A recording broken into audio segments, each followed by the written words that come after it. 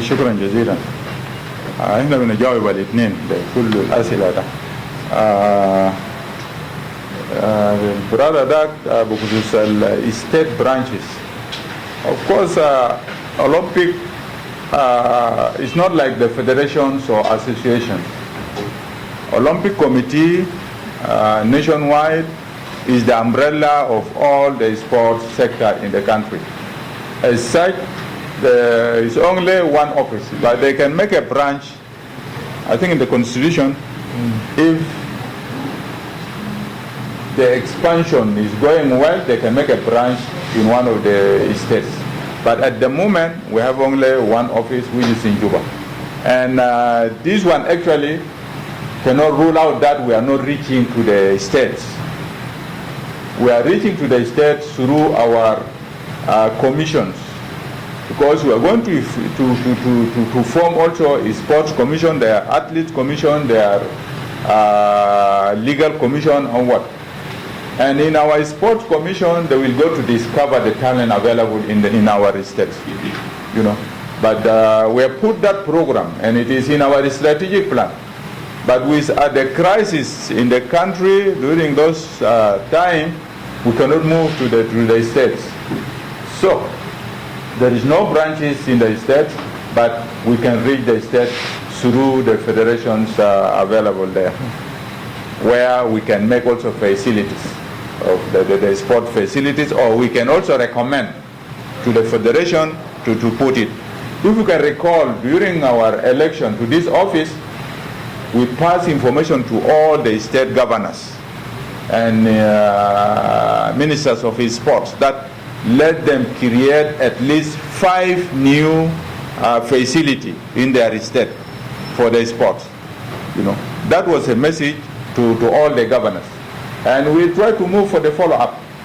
And before the corona, we were intending to conduct Olympic Day in 4 states. We're targeting Wau, Bantu, and Malakal. Because for the 2 consecutive years, we were doing the Olympic Week in Juba, or Olympic Day in Juba. So we want to move outside, and we communicated to the UN to help transporting sports experts and players to those states, so that we go and organize the Olympic Day. By going there, we'll go and observe and give some new information to the governors and the ministers concerned. And actually we'll move also to celebrate Olympic Day in any state. This is in our program. And still that one will be implemented. We'll see these 4 states will go there for the Olympic Day. البرانش في الستيت عايزين الرئيس جاوبه، لكن عايزين اوريكم طبيعه بتاع اللجنه الاولمبيه. What is the nature of the Olympic Committee? Olympic Committee is a national issue, a national body. بيجي كيف؟ بيجي عبر الفيدريشنز، فوتبول فيدريشن، basketball federations, table tennis federations, judo, taekwondo, boxing, swimming. All these federations, they form South Sudan National Olympic Committee. What about the federation? The federation are formed from states association. What are association? Formed from what? From clubs. So اللجنة الأولمبية بيكون له وجود في الولايات عبر الكلابس. الكلابس بيكونوا اتحادات بيكونوا الفيدريشنز. سو نحن وجودنا في اقاليم موجود عبر الكلابس،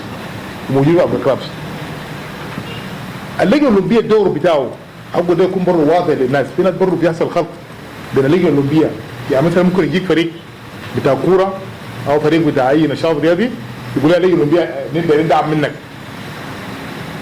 لا دعم ما بندعم الكلابس الانديه. اللجنه الاولمبيه بخص شغل الاولمبيات، اي لعبه اولمبيه. دورنا تو اكسباند الالعاب الاولمبيه. عندك حاجه 28 لعبه اولمبيه، 29 هسه بقى 32 لعبه اولمبيه. في حاجه 27 لعبه غير اولمبيه. يعني في صوت السودان هسه عندنا 10 العاب اولمبيه. وعندنا واحد غير اولمبي اللي هو كيك بوكسينج، هي لعبه لكن غير اولمبي ما بيشارك في اولمبيات. كاراتيه غير اولمبي، لكن السنه دي كاراتيه هيشترك في اولمبيات، هيكون لعبه اولمبيه وهكذا. لذلك نكون عايزين، ما عندنا قاعه كويسه ممكن نستعمل قاعه بتاع كوره قدم، قاعه بتاع نادي. كنا عايزين نعمل دلوقتي نملك المدارس والجامعات والاتحادات القيم الاولمبيه، اولمبيك فاليوز، اولمبيك تشارتر، وكيف تشاركوا في الاولمبياد.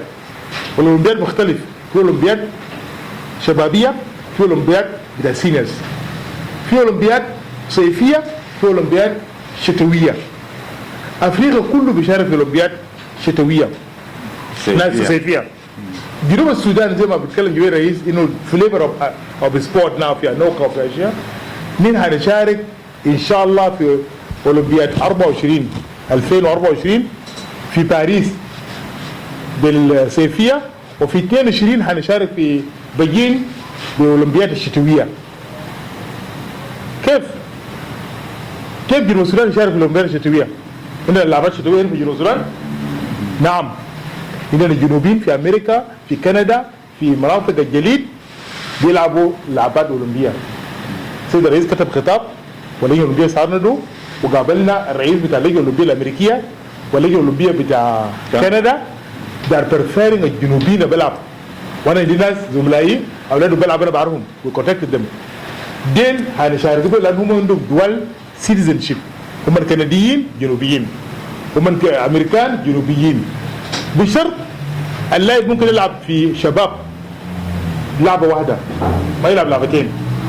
ممكن بعدك يتنازل من الكنديه يكون جنوبيه، ممكن يكون في الامريكيه وينازل جنوبيه. هسه عندنا نائب الرئيس ماشي معنا طوكيو، مدام ياندين كرن، حضر له بعض الاجتماعات مع رئيس اللجنه الاولمبيه العالميه ومع رؤساء اللجان الاولمبيه المعنيه، امريكا، استراليا، كندا، بريطانيا، عشان اي جنوبي موجود في المناطق دي يساندوهم ويخليهم يلعبوا ككوش ينام معهم. لذلك من عايزين الناس تفهم اللجنه الاولمبيه بيساند الاولمبيات، وكل اتحاد عنده مشاركه مع الاولمبياد، وعنده مشاركه بتاع انترناشونال فيدريشن. الكره القدم عنده كاس العالم، الكره الرسل عنده فيبا تورنمنت، العاب القوى عندهم بتاع اي اف دبليو اف، نازل سباحه عندهم تينا. فكل اتحاد عنده راسين، عنده راس بتاع الانترناشونال كومبيتيشن بتاعه بيلعبوا براو ما بنخش فوق هنا، ويجي يخشوا معنا في العاب الاولمبيه. These things we need to be clear. sometimes في خلط بين الاثنين. انت عندك اتحاد دولي بتاعك، انت عندك نشاط دولي بتعامل مباراه. عندك اتحاد، عندك اللعبه الاولمبيه ده مسؤوليتنا، واللعبه الاولمبيه فيه شتويه، فيه شبابيه، فيه الصيفيه، فيه الاقليميه وهكذا، وفي القاريه. يعني